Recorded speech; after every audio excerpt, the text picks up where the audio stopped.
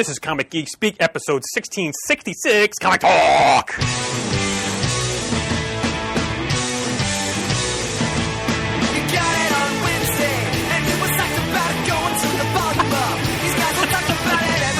We should be recording the video on this one.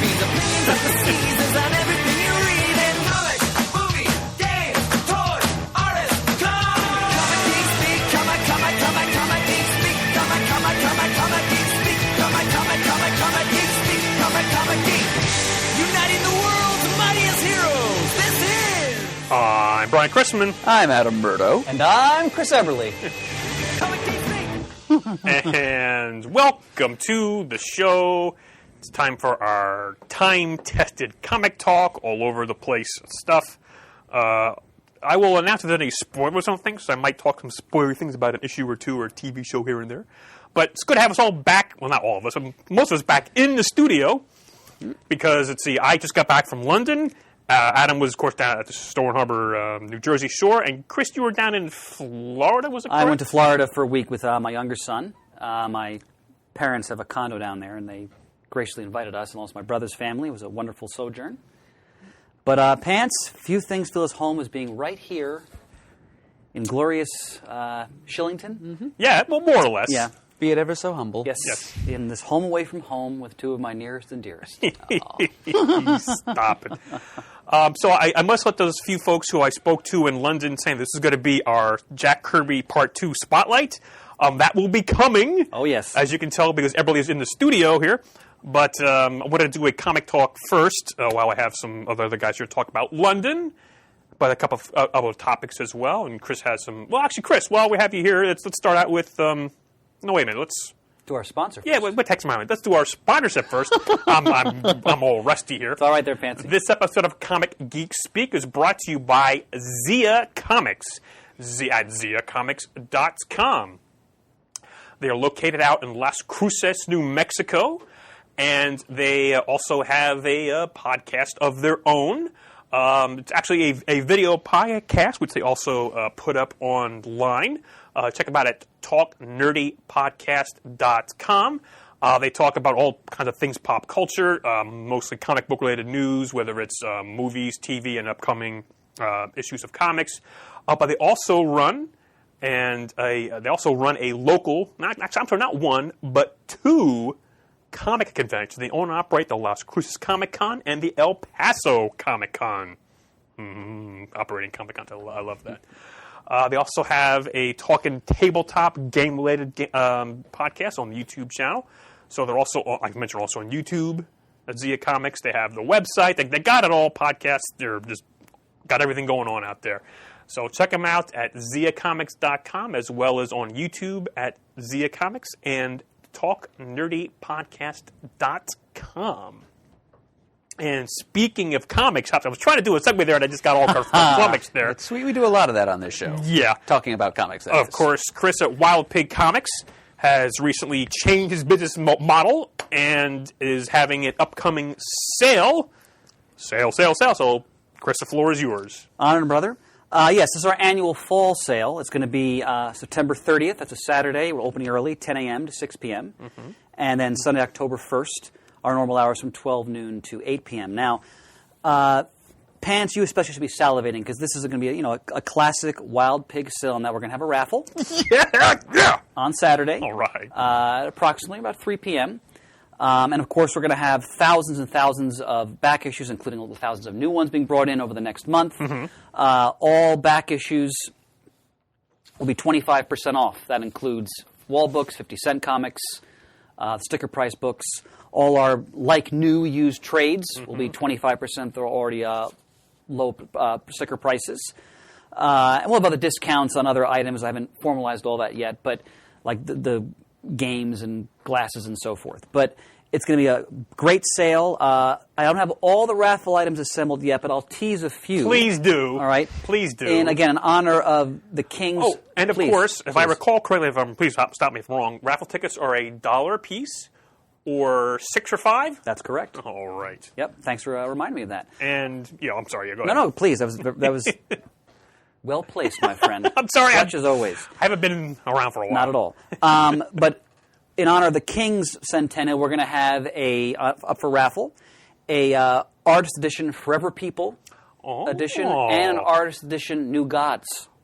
Both sealed, brand spanking new. Are they hermetically sealed? You're so Has sexy. been kept in a mayonnaise jar. Oh, never mind. Will they deflect blaster fire? I don't need to get into your fetishes here, but anyway. What? Come on, it's Karnak the Magnificent. I know, I'm kidding. There's going to be a just released. This is also a raffle item. A beautiful, huge Thanos statue. A huge? Huge, very large Thanos statue. Yes. So it's huge. Simply huge. Huge. Where he's holding aloft the cosmic cube. It just came out. You can find pictures of it online. We'll put it up on the site after Labor Day. And there'll be comics like wall book type stuff, and probably at least 10 items will be up for raffle, and half of that will go again in the name of Jamie D to the Hero Initiative. Wonderful. But again, we're bringing in a lot of new back issues, new used trades, so to speak. We had a lot of great people turn out for our comic events, over the past spring and summer. Hoping to see a lot of people. Again, we had a lot of listeners who came by for a lot of our events past spring and summer. So hoping to see a lot of listeners at the store again. That's always a treat. Can I be behind the counter again? Pants? I would be. Yay! All right. I'm sorry, my retail thing kicks in when I'm at these things. So I'll be talking about the sale throughout the month on the air, and look for posts for it on our site and on Facebook in the very near future.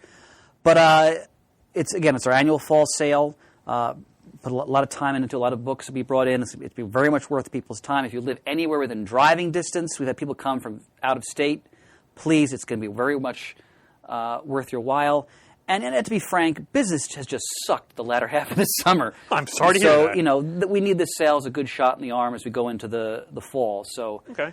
Please join us if you can. Again, that'll be Saturday, September 30th, and Sunday, October 1st. And as always, shop early and often for best selection. Indeed. Wild Pig Comics, wildpigcomics.com, 14 South Michigan Avenue. Kenilworth, New Jersey. Again, I think it'll be posted online not long after Labor Day. Okay. So, thank you. You're welcome. And now let's also go through the CGS mailbag.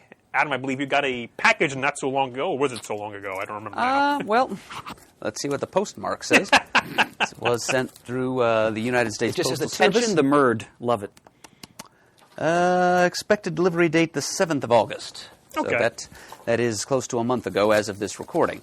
There is an enclosed letter, and this is from a listener named Tony Palmieri, who has corresponded with us before and sent us care packages before. He lives up in Connecticut, and he actually works at a comic shop up there. And so he includes a note addressed to Dear Adam and crew. Adam, here is another care package of stuff I know you will appreciate. Hopefully one opens your mind to a new universe, and another satisfied your collector/childhood urge. I'm hoping visionaries. To pants. I know you always say you sometimes feel like the man behind the scenes, but you make, underlined, make the show. Aww. You are a vital part of the show, and I really enjoy the times you are on. Keep up the great work. You have to give me the comics you're really looking for so I can help out. Okay, so Detective 27, Action 1, All-Star... never mind. Comics putting number your 3. resources to the test here, Tony. Shane, you too. Any issues you are looking for? I love the dynamic and nostalgia you bring to the show, especially when you talk about the stuff I grew up with, Mask, G.I. Joe, etc. He probably was listening to the Top 5 Childhood Comics episode recently. One of our most popular episodes. It's a Yes. inspired idea of yours, Chris. Thank you very much for suggesting it. Humbled, sir, humbled. I also strongly related to your pain with your dad passing away. This is addressed to Shane, of course. I, too, have been through it. Stay strong. He always will be with you, and you can carry his love through... You can carry his love through you and share it with others. Chris, I'm very happy for the opportunity to help you get that book signed by Roy Thomas for you. Yes. You as the new, quote-unquote, addition to the show is fantastic, underlined. Hats off to you, sir. I hope one day I can come visit your shop from Connecticut. Your story about you as a kid while your dad read to you with voices made me smile, as I do the same for my daughter. These are memories they will carry forever. Anyways, I talked long enough. Enjoy, Adam, and bless you all. Sincerely, Tony Palmieri. Yeah, Tony just got in touch with me because he went to, what's the show in Connecticut? Oh, the Terrific Con. Yeah, he went to Terrificon, and he met Roy Thomas. I wish I could have gone to that And I had con. mailed him my, when Marvel did those Visionary hardcovers some years back, the Roy Thomas one, and he brought it to Roy Thomas, told him about the show a little bit, and he signed it. It was mailed back to me to my store. I really appreciate it, Tony. Oh, Thanks very so nice. much. So what do you have in the bag there, Murd? What's in the bag? What's in the bag? Well, I've got a whole bunch of issues of Starbrand, New Universe. I do have the one and only trade Marvel put out of that series, but this the collection of issues that he's got here extends beyond what that trade includes. I think what we've got here is issues number 1 through, let's see, 13, okay, we're missing number 12, 13, 14, 15, 16, 17, 18, 19. Most of the issues between 1 and 19. I think 12 is missing. But annual number 1. And did I call it or did I call it Visionaries? Oh, wow. Of the Magical Light. Wow. Finally. It's a complete the quest series. is over. 6 issues. Tony. Start to finish. Tony, my man, thank you so much. Some kind of closure there. Now I can read these and get ready for IDW's upcoming new Visionaries Knights of the Magical Light series due out at the end of 2017. That is awesome. Excellent. That's being released. Is that IDW doing that? Yes, it is. That's what I thought. Okay. And I'm guessing that these 6 issues I'm holding here, which BTW were the first published Marvel work of Mark Bagley. Oh. I think he won the How to Draw Comics the Marvel Way contest, or like the talent search contest thing. And this was what they gave him to draw. I did not know that. Yeah, so this is the beginning of Now, his career. Was our glorious co-founder Peter Rios looking for those as well, or does he have them? I don't know whether Pios, yeah. Pios reader, I'm not sure. I don't know whether he was looking for these or not, or whether he's really aware of Visionaries as a property or not. But, yeah, I'd be happy to share them with him. But, yep, right here, I'm looking at issue number 2, Jim Salakrup plot, Jerry Conway script, and Mark Bagley pencils, Romeo Tangal inks. Wow. So, yeah, it's Pretty good team there. And it's just a great IP. It is a great concept. Very nice. All right. Well, we also got one more thing from the mailbag today.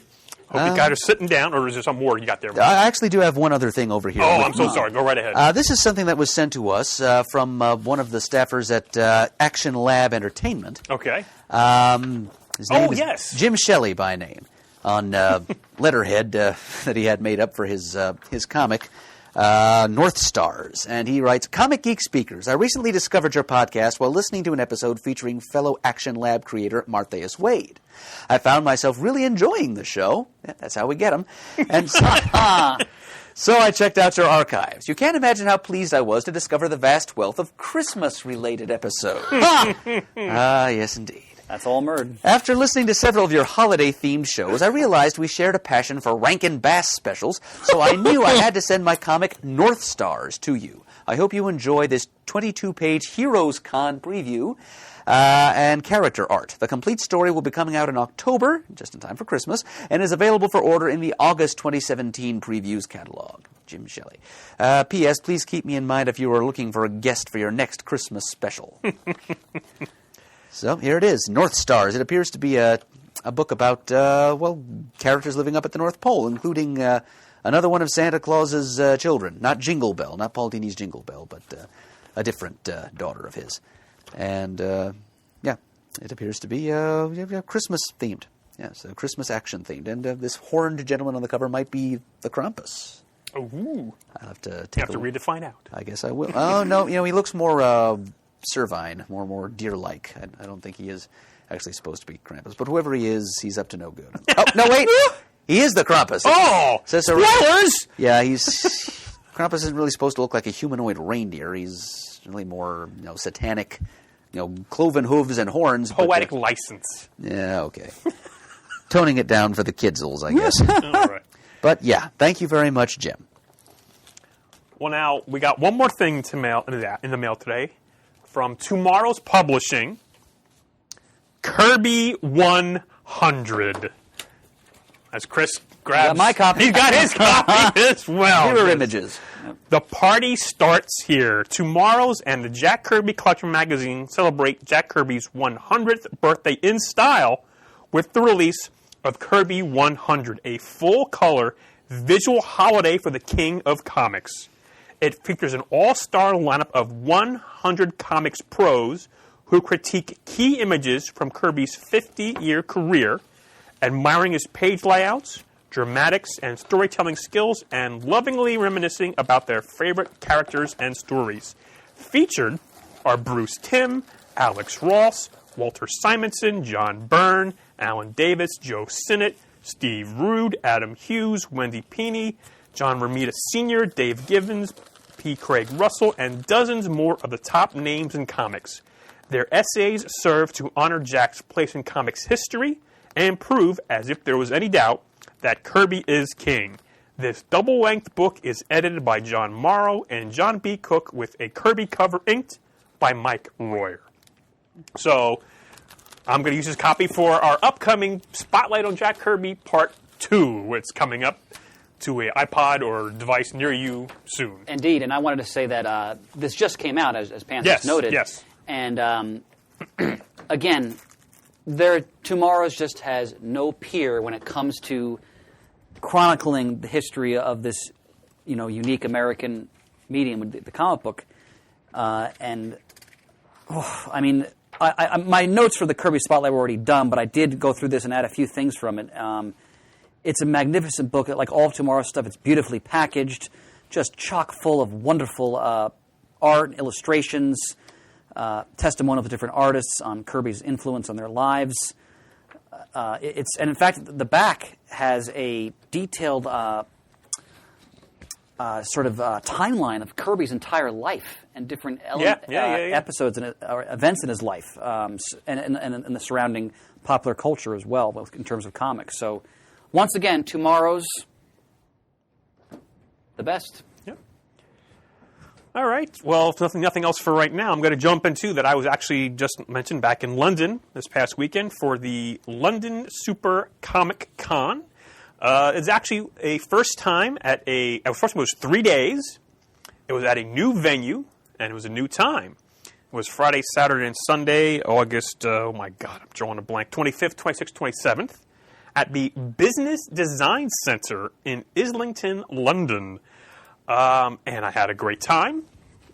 I'm always happy to help out there. What I do when I'm over there is I usually help out, before the show starts, checking in the exhibitors, and help out when the show's open, working in Artist Alley with the creators, being a gopher, whatever, also watching the queues and what have you.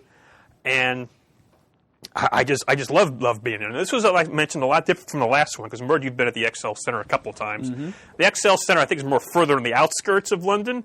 This is more, you walk out of the Business Design Center. First of all, the hotel was like 20 seconds away to walk into the lobby. And then another 30 seconds, you walk down, and there's shops and there's restaurants. You're in London, baby, and it's all going on. So that was a lot different. And actually, I had a lot less physical work to do because I wasn't loading tables. That all happened before I got there. So yay for me for that. But it was a lot of fun. When I was up in Artist Alley, I had a small section I was watching over, so I was helping out with Lee Bermejo's queue and helping take the panels and signings, and also Simone Bianchi. So the nice thing about this show in London is the design behind it essentially was to have a U.S.-style show in the United Kingdom, the UK. So we bring over the U.S. creators, and of course you have the UK creators, but you also have a lot of European creators that I don't necessarily always see. We had a big Greek contingent, some Italian contingent, French, Spanish, so all over from that part of the world. Wow. Met a lot of listeners as well over there, which I'll get to in a little while. Do you remember the guys from Alien in the Outfield, Adam? Oh, sure. I was giving them quite a hard time. I have in my hand a copy of their comic here, of course, written by Jack Kirby. But not that Jack Kirby. With art by Matt Barnett. Mm-hmm. It's basically, the blurb says from their book called Alien in the Outfield. Mm-hmm. Sometime back in the mid-1980s, so it's 80s property, a stranded extraterrestrial adolescent escapes from a government research laboratory and is discovered by Joel, another lonely new kid in town.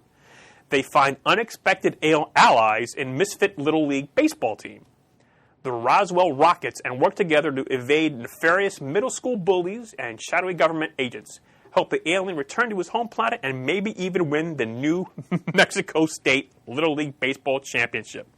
So they're set up. They're selling the book. They actually had a Kickstarter not too long ago to actually put the trade in color. Mm-hmm.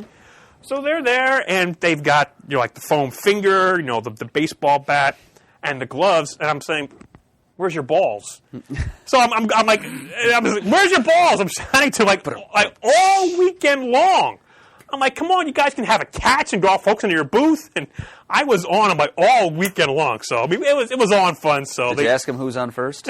Oh no, I did not ask him who's on first. But they were in my section. I kept bugging them, so it was very nice to see them again. I have to ask, you said the scribe is named Jack Kirby? Yes. We met him several years ago. He's like, "I'm Jack Kirby." It's really his name? Yeah. Okay. And I wish him a happy birthday coming up.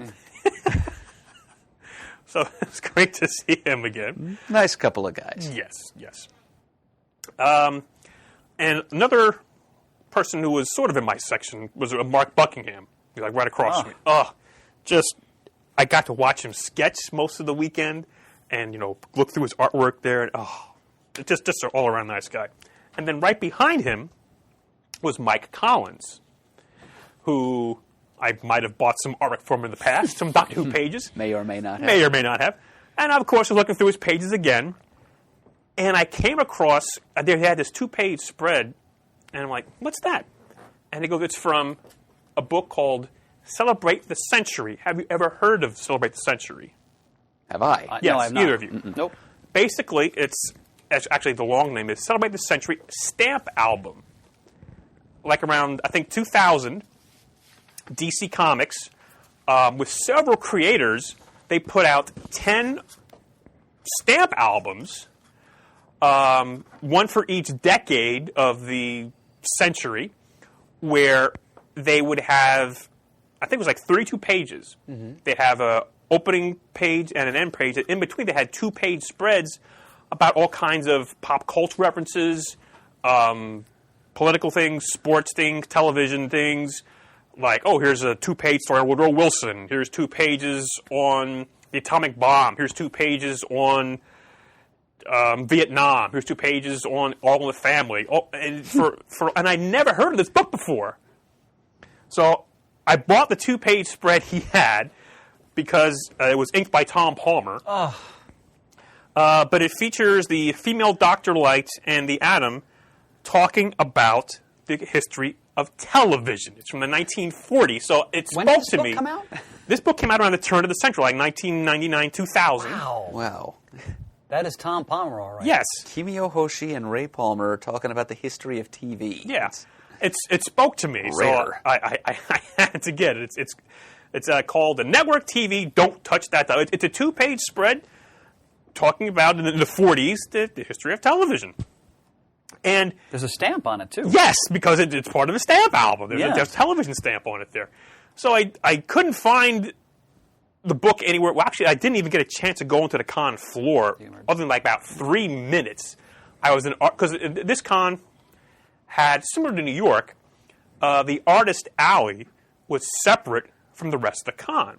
So I was upstairs in Artist Alley and really didn't get to go on the con floor other than for 3 minutes. Well, it kept me from shopping and buying things I didn't need, like back issues. But I did buy Saved it from yourself. I did buy this nice piece of artwork here from my con. What's wonderful about that is that's such an idiosyncratic piece. I mean, Yeah. True rarity. Yeah. I've only seen about 10 pages of it up on Comic Art Fans. And some of the people who've worked on the book, I think like Norm Brayfogle, Dick Giordano, Dan Jurgens, Joe Staten, just some other people. And they all did like 1 or 2 2-page spreads. And I managed to find there was one person on eBay who had 1 copy left of all 10 of the book. So I bought it right now. It's coming to my house next week. Because I never heard of the book before.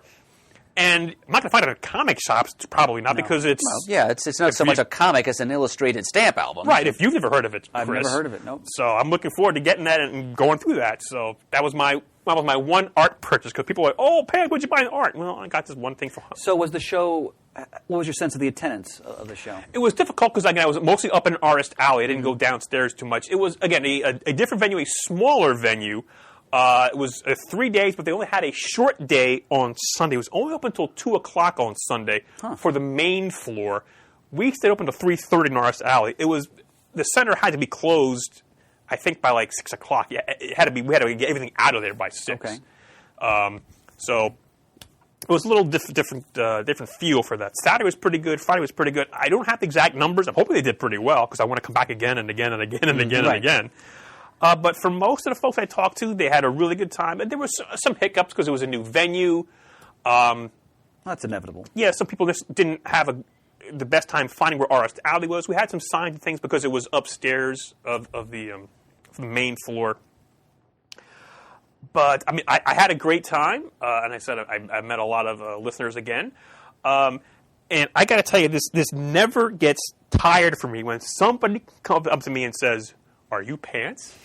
I mean, because that happened again at London. In the UK. And of course, why, yes, I am. So that first happened with a gentleman named Sam from Devon. Now, it was his 4th London Super Comic Con. And when he met me, I said, "Well, haven't we met before?" He goes, "No, I didn't know about your podcast until quite recently." So it's like, well, thank you for listening. Thank you for coming to the con and supporting that there. To know that we're still getting new listeners, even in the UK, after all this time. And he absolutely loved the first part of the Kirby Spotlight podcast. Glad to hear it. I had a lot of people tell me that. Actually, also, there's another podcast in RS Alley, the Awesome Comics Podcast. There's Vince. Talked to Tony. Tony also loved the podcast. And Dan Butcher. They're all part of an Awesome Comic, mostly indie things.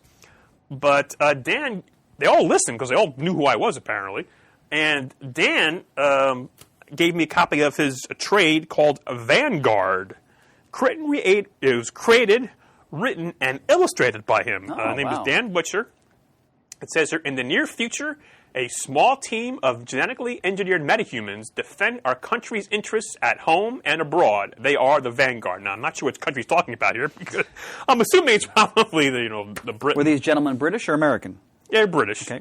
I haven't read it yet, but thank you very much for... And thanks for listening. For that. Yeah, again, thank you for listening. You're here. I met Seb from Bristol, Kieran, and his little son, who was on his shoulders when he came into the con. Peter and his wife, Jennifer. One of the creators in RS Alley is Kevin Fitzgerald, who he's been in other London Super Comic Cons, and I'm not sure if he's tabled before, but he was in RS Alley, and he's been listening to, I think, episode 112. Oh, wowee. Yes. It's a long time. Yes, so he's got a site. It's Kevin Fitzgerald, Fitzgerald. It's www.online. So www. I love saying that. I tell a lot of them ways to say it. www.kevinfitzgerald.online. Check out his work. And, of course, I met Dr. Eamon Clark again. Caliban on the forums. Long-time listener. Of course, he has his podcast, Mega City Book Club. Mega City Book Club, where, Adam, you were a guest. I was, several months ago when we talked about D.R. and Quinch's Guide to Life. Yeah, because he talks about the collected editions of 2000 AD. Mm-hmm. I think it was episode 26 you were on. And this year is the 40th anniversary of 2000 AD. And we all know everything comes back to 2000 AD. Interesting that it and Star Wars have the same starting point. Yeah. And he actually did a brief interview with me talking about 2000 AD, and he gave me some things to say, and I still flubbed them out. So hopefully he edits out. I look brilliant because I do all the editing here. Of course, I look brilliant when I do he's skilled. He's a physician. He has good hands. Yes. And he's always been giving us things for Christmas from 2000 AD. Yes. And he gave me, I forget which year it was, but he gave me a collection, The Complete Ballad of Halo Jones. Because he says, in the note it says, I keep sending this to CGS guys hoping that someone will read it. You're our only hope, Obi Pants. So I told him I'd read it on the plane on the way back. And I started to, but then it's like, I can't concentrate on a plane with everything going on. So I did read a little bit of it at home. Not all of it. So, Eamon, I definitely will finish reading it, and I will talk about it on the air at some point. So thank you again for that. But you, Mr. Murdo, he wants you to talk on the air about the Superman Annual number 11 that he gave you. For the man who has everything. Yes, we had meant to do that. Actually, we mentioned that back in January. I think it's one of the things we were going to do this year. Well, we still have some time. Yeah, sure enough we do. We can do that as like a footnotes or... We'll figure it out. Yeah, I think we'll all read it. Because remember, Big John Morrissey sent me a copy of that same issue at about the same time, which I then passed on to Shane. So, and I know you've got it someplace, and Chris, I can't imagine you don't have it somewhere. I have it, Well, we should all talk about that story because it is famous. It's an Alan Moore production, Alan Moore and Dave Gibbons, and it's an all-time classic, and it deserves our attention. Oh, and I forgot to mention one of the guests, the guest of honor, was Brian Michael Bendis. I actually, because I was up in RS Alley, he was not really doing at a table any signings. He had a signing schedule at a special signing area downstairs and do a couple panels. I didn't see the man until the show was about 5 minutes from being over. Huh. So I said hi and thank you for coming. And everything I heard about him this weekend was he was just top notch.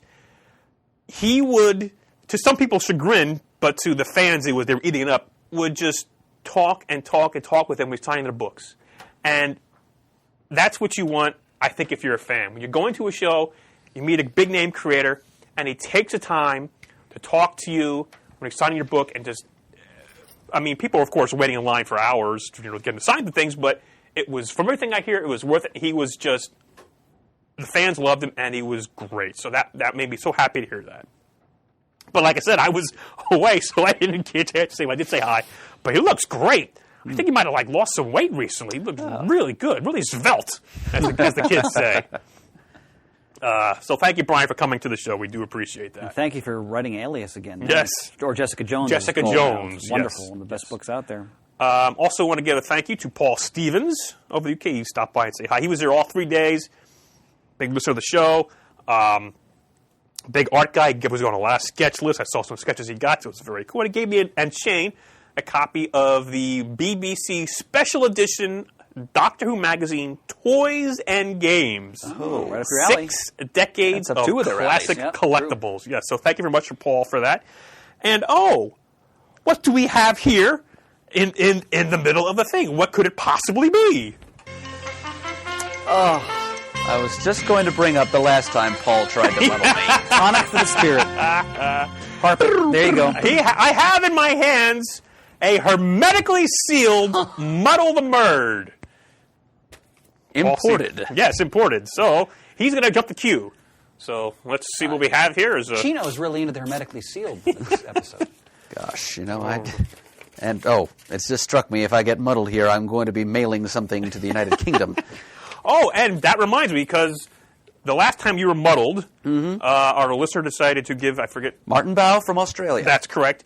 Those 3 prints right down there are for you, Chris, to take to the Wild Pig raffle, however you see fit. Oh, thank you very much. Yes. Appreciate that. But, thank you. Oh, God, so what do we have up now for the offering here? I got to go down the list here. Okay, we're going to give away, once again, 2 sketches from our anonymous listener who donated these art pieces to us. A sketch from Brett Welderly of The Surrogates, a steeplejack illustration, as well as from Steve Ellis, a Wonder Woman sketch. They will go together, like peas in a pod. I don't know. So we'll do that. So that will be yours if you happen to muddle the Murd. And this time, Paul will know better than to ask me a question about Herbie the Fat Fury, because that was his undoing last time. All right, so here we go. Hello, Adam. I attempted a muddle in person back in 2015. I have regrouped, and here's my second attempt. I don't want a prize, as I don't want you out of pocket. He doesn't need to worry about that. Well, that's true. But we'll see how it goes here. Thanks to my patron, Kurt Schmidt. That's correct. I'm not paying out of pocket for my muddle prizes. That's correct. Here are my questions. Question 1, DC pre-1970. In Action Comic number 59 from 1943, the niece of Lois Lane was introduced and billed as the girl who loved to tell... the girl who loves to tell whoppers. She kept on appearing for the next 12 years. What was her name? If I'm recalling her right, her name was Susie Tompkins. Jesus Christ! How did you know that?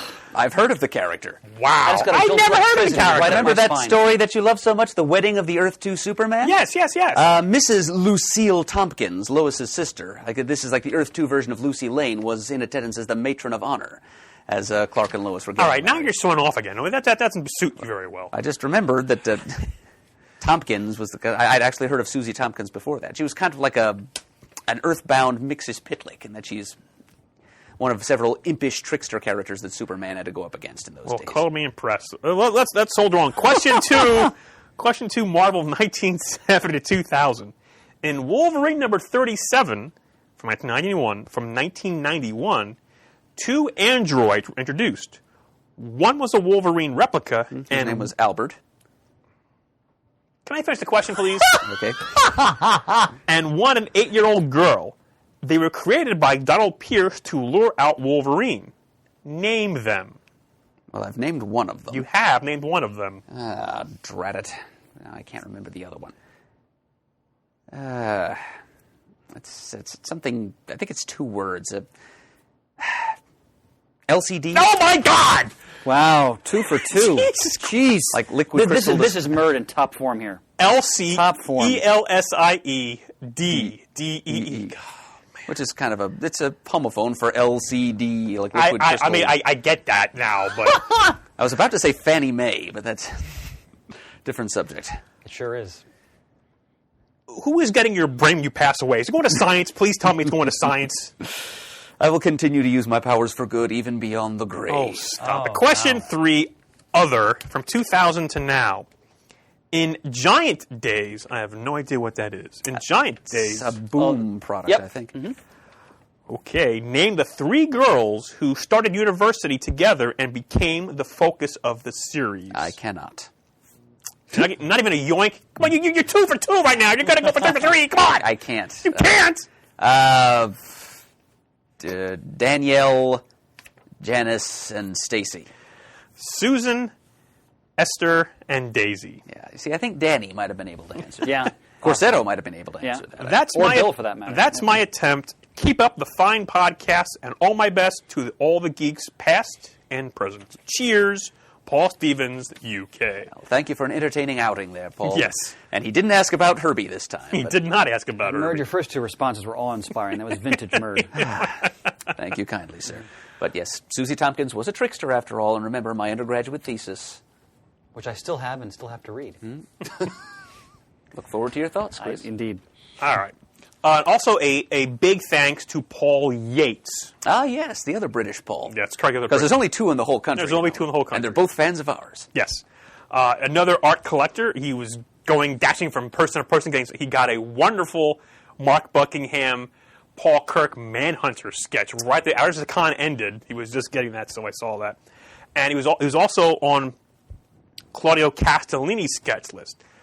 Now, Claudio Castellini may be the best dressed creator I've ever seen at a con. Good God, this man is got GQ written all over him. Sartorial splendor, huh? Oh my goodness, this man, he's from Rome, Italy. Just gorgeous work, but dressed to the nines. Good God, I've never seen anyone dressed so wonderfully like that. And it's very kind and great talent. So I just thought I'd throw that in there for whatever. Do you have like a 3-piece suit, vest? He had some vests on. He had some wonderful. Even when he went out after the show, he was just dressed nice. It's got it going on. Me, I'm a slob in my T-shirt and everything, in my Who shirt. But anyway, Pretty sharp T-shirt, I think. wow, why? Thank you. So, Pants, don't downgrade the legend. stop it. So, as I mentioned, one of my goals, also one of the guests at the show, was Dan Slott. Silver Surfer. And I wanted to talk about Silver Surfer. Well, he had a very large queue pretty much all weekend.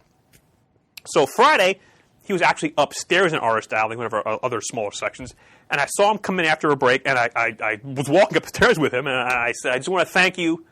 Like JBD said, you always want to. I want to thank you for Silver Surfer. I love it. I'm sorry to see it go. And I said, well, then it's ending. How about, what if I gave you, I don't know, maybe $4 a month via PayPal? Maybe you can write me a short story about Silver Surfer and Dawn Greenwood. And he goes, well, have you read issue 13 yet? Which actually I had not, because it had come out a week before. And I haven't read it yet myself. And it didn't come in my DCBS shipment until tomorrow, so I haven't read it yet. And he goes, well, you might want to change your mind until you have to read issue 13. And I said, oh, crap. Because he's telling me that, people were texting him or sending him pictures on Twitter, or whatever, of them like crying at the end of issue 13. Oh wow! I Can't wait to read it. So I said, "Well, no, I haven't read it yet." So, and I didn't get a chance to go down to the floor. So I was saying this to Paul, and Paul goes, "Oh, I might have it because a copy at home. I'll check back and bring it in tomorrow." Sure enough, Friday, Saturday, he comes back the next day with Silver Surfer 13. Now, what he did, he gave me his copy and bought a copy off of eBay, he tells me. So, Paul, thank you very much. So I can't just bring out the best in people. Oh. So I started reading it at the con, because he came in first and gave it to me. I started reading it. And I got about halfway through it, and here comes Dan Slott. So I said, Dad, I got issue 13. I'm halfway through it. He goes, oh, you didn't get the good part yet. I said, oh, geez. So I figured I better get him to sign it now before I change my mind. So I got him to sign it. And I read about issue 13 back in the hotel room, away from the prying eyes, and it was just an emotional punch to the guts. I have to read it tonight. But it's a tour de force. I mean, I can't go on. And also, it's the penultimate issue of the run. I forgot to mention that. Because issue 14 is the end. But one of Marvel's best series in recent years. I mean, I've gone on and on ad nauseum about this book, but it's sort of not beholden to any continuity that's going on with anything in the big events. It's just its own little corner of the world. And it's just a wonderful book. And Chris, if you want to read your copy, well, you're getting your books pretty soon, aren't you? I have it. Oh, you have it? You haven't read it? I haven't read it yet. Oh, I'm going to miss this book terribly. It's wonderful. So thank you very much, Dan. Thank you very much, Paul, for helping me out. Thank you, everybody who came to the con and stopped by and say hi, and hope to do it again next year. It was a hoot and a half. Oh, and by the way, Chris, on the front credits page of this, at the very bottom, for Flo Steinberg. As it should be. Yeah. So Excelsior. Kudos to Dan Slott and Mike Allred. So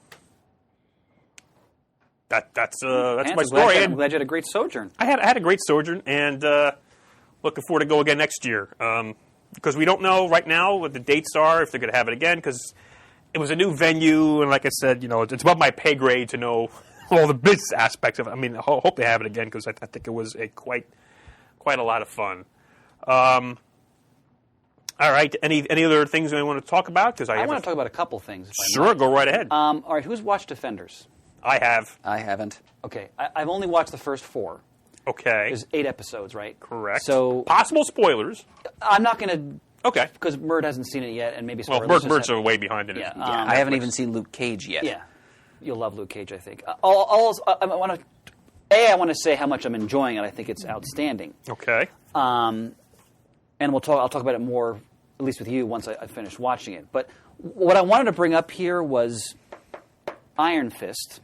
Mm-hmm. Because I'm on record on the show defending Iron Fist, the Netflix show, at least to some degree. I didn't think it was as bad as I think many other people did. Mm-hmm. I didn't think it was as strong as the other Marvel shows, but I thought it was okay. And I know Finn Jones got a lot of flack online for his performance, besides the whole white versus Asian controversy. Just his acting, I know, got a lot of criticism as well. So I was in Florida when Defenders hit Netflix, so I didn't see it until about a week. I didn't start watching about a week after it came out. Mm-hmm. And my older son Ricky had watched it because he wasn't in Florida with me, so he had watched it. And when I got home, I said, "Well, how was Defenders?" He said, and he basically said, "Mediocre." He said, I can't take Iron Fist.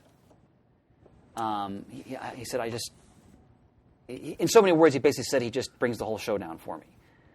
So I said, all right. I said, let me watch it, because I was so psyched to see Defenders and all the characters together and all the storylines being picked up, and et cetera. So I watched the first 4, and I have to say this, quote on the record in terms of being on this show. He's not a very good actor. And I think what I didn't notice in Iron Fist so much as I noticed in Defenders he's surrounded by outstanding actors. And when I watched him trying to act against a master actor like Sigourney Weaver, it was painful to watch. Mm.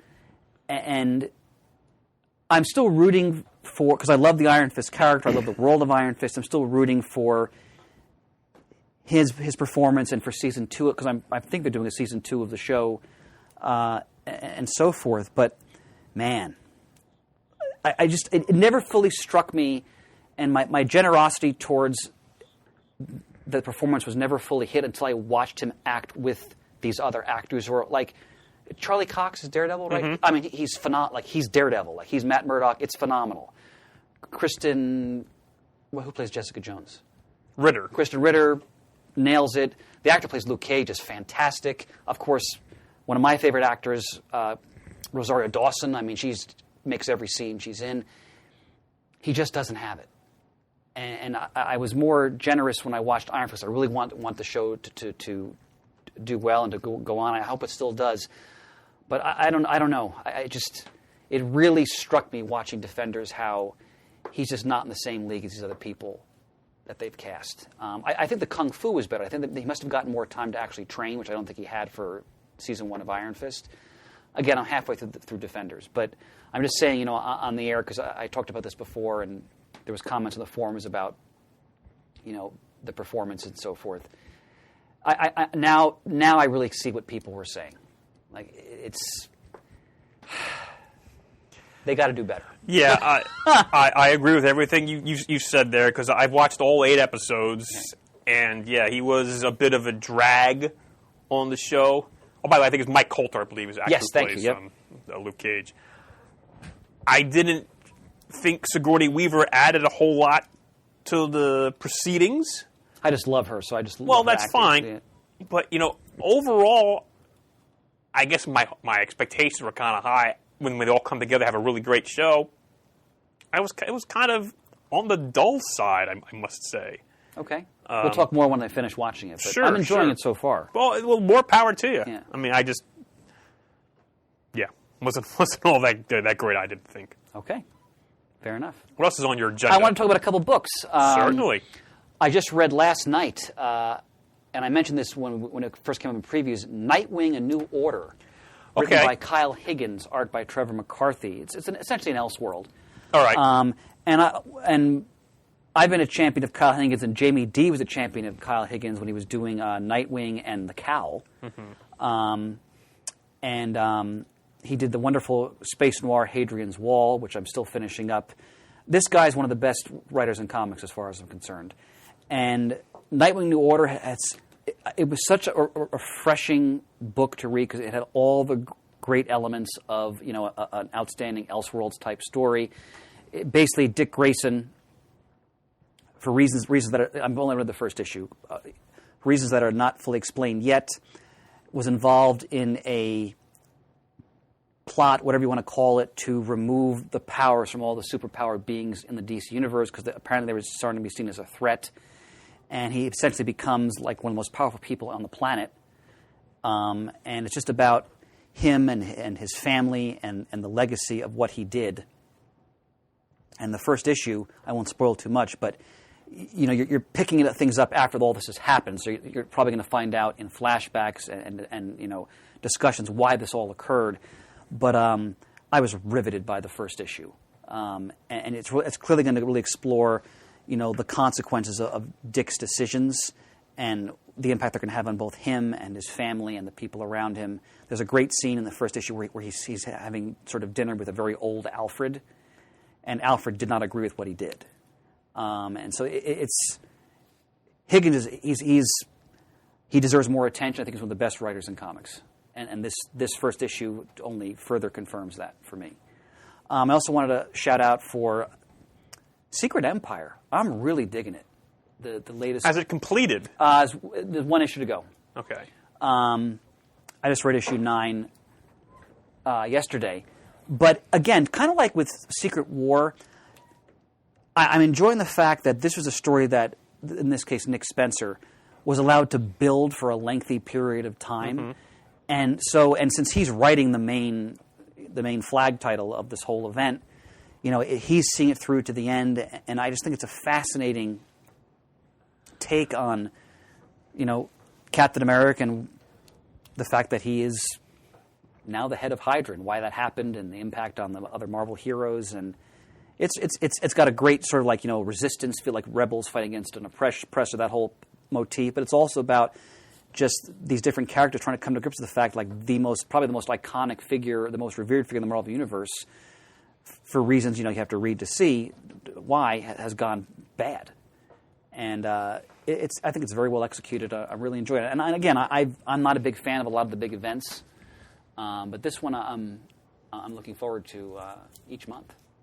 So I just wanted to comment on those. The other book I wanted to mention, I'm sorry Shane isn't here to discuss it as well, the latest Star Trek miniseries by... Mirror Broken? Oh! J.K. Woodward and the Tipton brothers? Or is it one of the Tipton brothers? Man! They are... I mean, if you are a Star Trek fan, you have got to read this miniseries. If you love the Mirror Universe stories, if you love the TNG crew, first of all, J.K., which is no surprise, so perfectly captures visually those characters.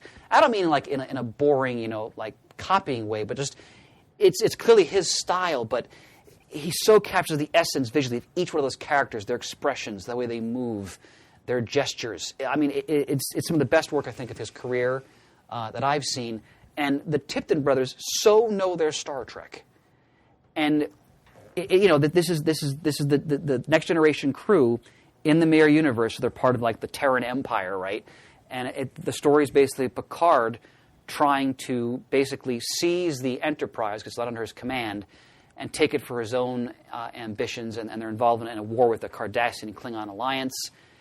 If you're a Star Trek fan, you owe it to yourself to read this miniseries, because you will absolutely adore it, because this creative team, they clearly know what Star Trek is, what makes it tick, and what makes it so fun and so endearing. Highest recommendation. So very good. I can't recommend that enough. Now, this Sunday is the finale of Twin Peaks. Are you caught up with that at all, Chris? I just watched episode 12, so I'm like 4 or 5 behind. Okay. So, the episode I was talking about with that crazy... Oh, yeah.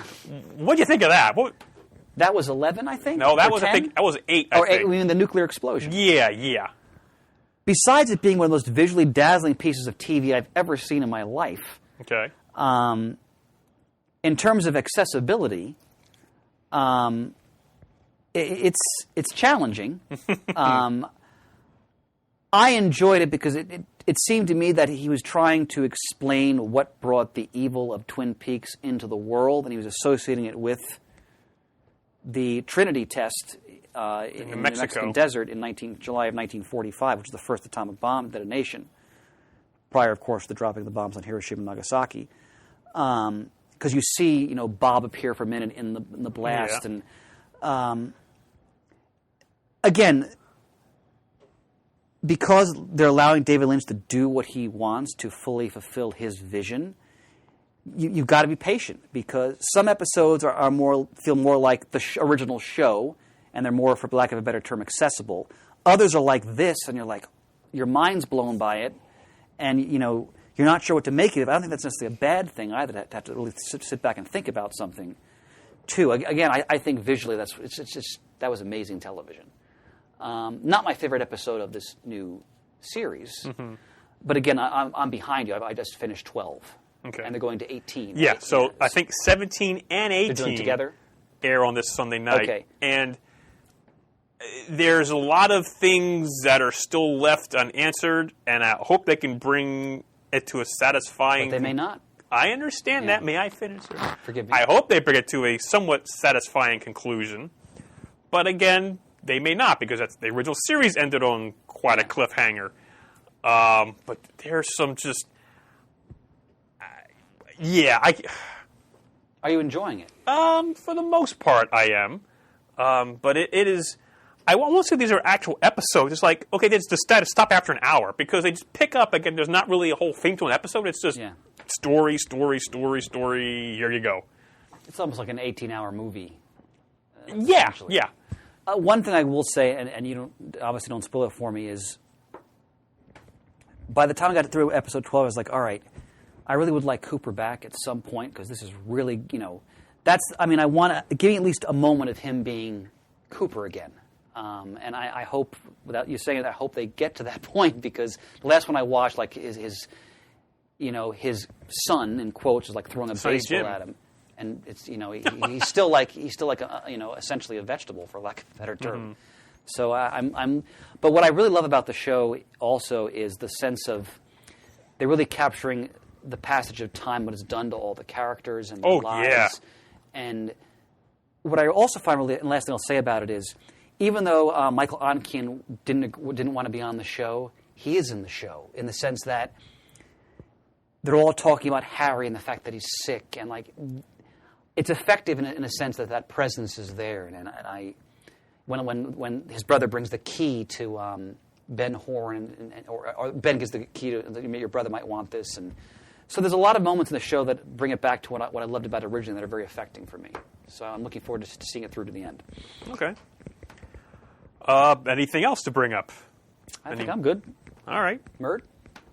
Nothing from me. All right. Well, thank you for letting me ramble on so much about London and everything else. You bet, brother. Because I've been away from it a while, and I'm got a lot to talk about. And I'm looking forward to getting this Celebrate the Century stuff in the mail. Indeed. It sounds really cool. I love this artwork. All right. So once again, this episode was brought to you by Zia Comics.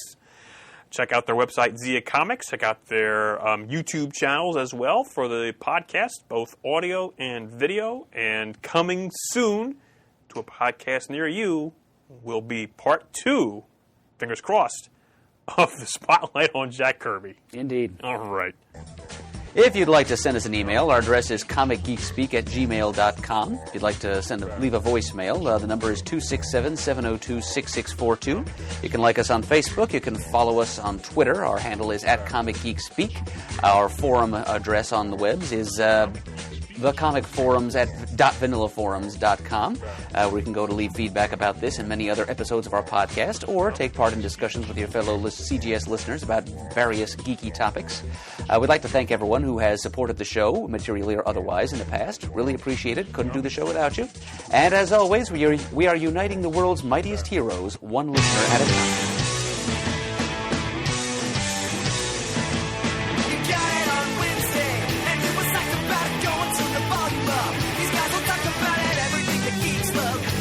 Laser beams, opinions like the seasons on everything you read in comics, movies, games, toys, artists, comic geek speak, comic geek speak, comic geek speak, comic geek speak, comic geek, uniting the world.